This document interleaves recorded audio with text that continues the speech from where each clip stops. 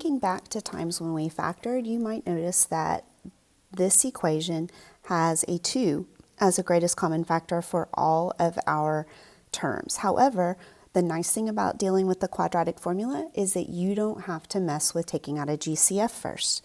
So as long as you're in standard form, which we are here, we can go ahead and identify that A is 2, B is negative 32, and C is 178. And we're ready to go ahead and plug into the formula. We have X is equal to negative B, which is a negative 32, plus or minus the square root of B squared, negative 32 squared, minus 4 times A times C, 2 and 178, and then divide all that by 2A, which is 2 times 2 in this case. Let's continue simplifying. I'm going to have X is equal to a positive 32 plus or minus, and then I want to deal with what's under the square root. Negative 32 squared is going to give me 1,024. And then if I multiply negative 4 times 2 times 178, I get a negative 1424. That whole thing is divided by 2 times 2, which is 4.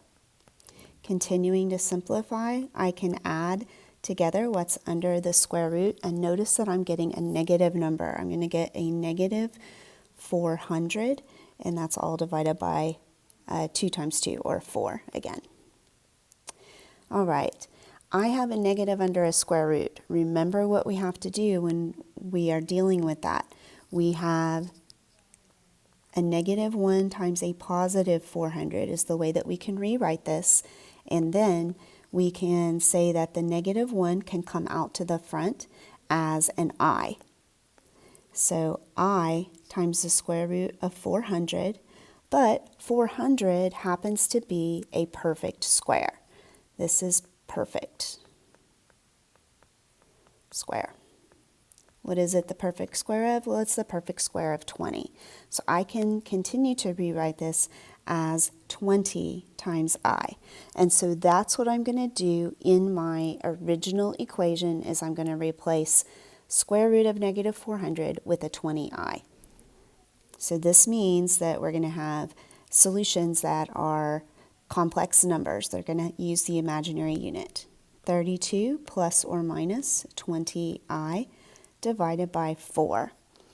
All right, I notice that both 32 and 20 are evenly divisible by my denominator of 4, so I can get rid of the fraction by doing that division. 32 divided by 4 is going to give me 8, plus or minus 20 divided by 4 is 5, and don't forget the I.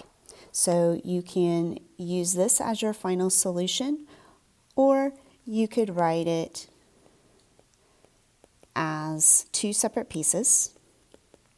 X equals 8 plus 5I, and X equals 8 minus 5I. And those are your 2 solutions. Again, imaginary solutions or complex numbers as solutions.